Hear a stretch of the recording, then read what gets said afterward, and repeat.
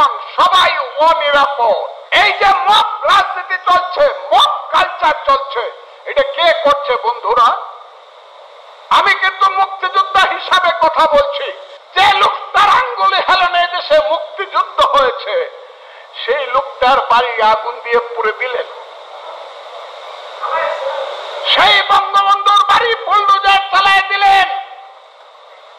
কেউ প্রতিবাদ করলো না, সরকার কিছু করলো না, মিলিটারিরা চৌকিদারের ভূমিকায় অবতীর্ণ হইল।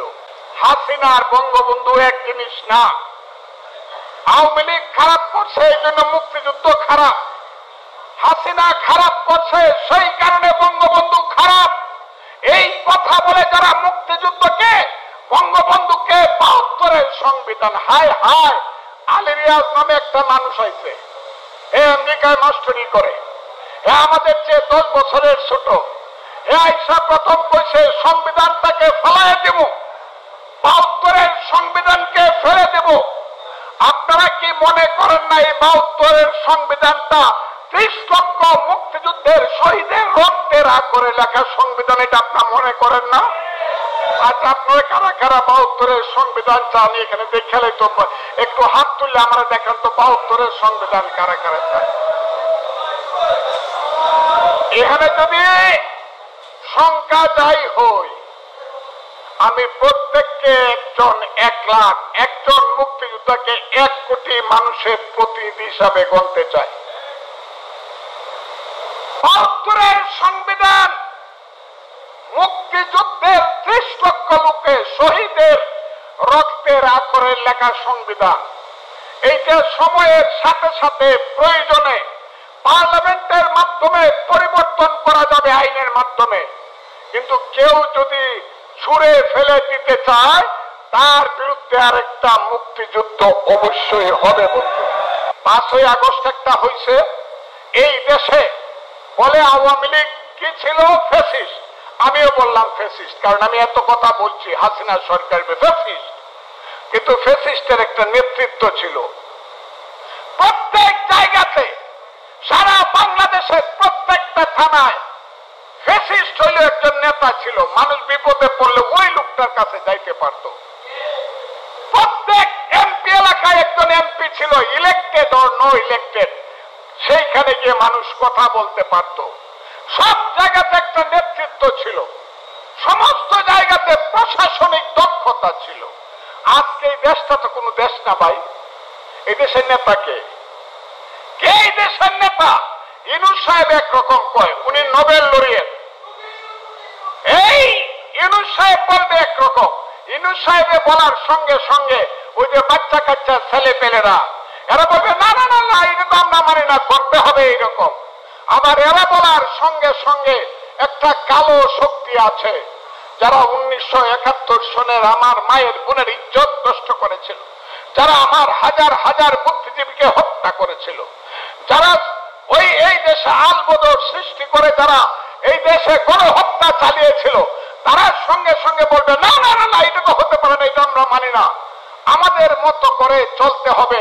এই দেশ হবে আফগানিস্তান, এই দেশ হবে সিরিয়া, এই দেশ হবে লিবিয়া, লেবানন, এই দেশ হবে জঙ্গিদের দেশ। এটা কি করার জন্য আমরা যুদ্ধ করেছিলাম বন্ধুরা? আপনারা বলুন তো দেখি। আমরা তো এটা করার জন্য যুদ্ধ করি নাই। আমরা যুদ্ধ করেছিলাম অ্যাটলিস্ট এই দেশে গণতন্ত্র থাকবে, অ্যাটলিস্ট গণতন্ত্র থাকবে। আচ্ছা, যুদ্ধ ভাবতেন ৫ই আগস্ট যে স্লোগান দিয়েছিলাম, ১ দফা ১ দাবি, শেখ হাসিনা কবে যাবি? এখন তো দেখি হায় রে হায়, শেখ হাসিনা কবে যাবি? শেখ হাসিনা তো গেছে গা, সময় তো চলে গেছে ১ বছর। গণতন্ত্র কোথায়? ভোট কোথায়? যাকে মনে করতাম বাংলার শ্রেষ্ঠ সন্তান, হায় হায়, সেই ইউনূস সাহেবকে এখন কি দেখি? কি দেখি? জনাব ইউনূস সাহেবকে দেখি উনি ক্ষমতাকে দীর্ঘায়িত করার জন্য, প্রলম্বিত করার জন্য, ক্ষমতার মসনদকে আঁকড়ে থাকার জন্য উনি বারে বারে এই ফোর্স, ওই শক্তি জাতীয় আন্তর্জাতিক শক্তির মাধ্যমে চক্রান্ত করে আমার দেশের সমুদ্র বন্দর অন্যকে দিয়ে দিতে চায়। আমার দেশের সেন্ট মার্টিন দ্বীপ বিদেশিদেরকে ওই স্টিমার লাগাইয়া দিতে চায় আমার দেশের গাজা উপত্যকা বানানোর জন্য আরাকানকে করিডোর দিতে চায়। এটাকে আপনারা দিতে চান বন্ধুরা? সারা জীবন যুদ্ধ হবে। আমি থাকবো না, আপনি থাকবেন না, ইউনূস সাহেব থাকবে না, কিন্তু এই দেশে কিন্তু ওই সেন্ট মার্টিন দ্বীপ যদি চলে যায়, বিদেশের একটা স্টিমার লাগায় রাইকা শুধু বন্দুকের নলটা বাংলাদেশের উত্তর দিকে দিয়ে দিবে। আপনি নিশ্চুপ করে থাকবেন, আপনি হবেন গোলামের ছেলে গোলাম, আপনি হবেন ডিয়েগো গার্সিয়া, আপনি হবেন ফিলিপাইন, আপনি হবেন পৃথিবীর একটা অধিকৃত দেশ। যদি সেন্ট মার্টিনে শক্তিমান দেশের স্টিমার লাগাই দিতে পারে, আন্তর্জাতিক লাগাই দিবে, সেন্ট মার্টিনের সমস্ত অধিবাসীকে এখান থেকে তাড়াইয়া দেওয়া হচ্ছে। আমি বলতে চাই, ইউনূস সাহেব বলেছে আমরা সমুদ্র বন্দর দিয়ে দিব, যদি কেউ তার প্রতিবাদ করে তাদেরকে প্রতিহত করতে হবে। আমি বলছি ইউনূস সাহেব, আপনাকে আমি সম্মান করি, বেশি কথা কইেন না, অথবা দুধ দিয়া মাখায়েন না।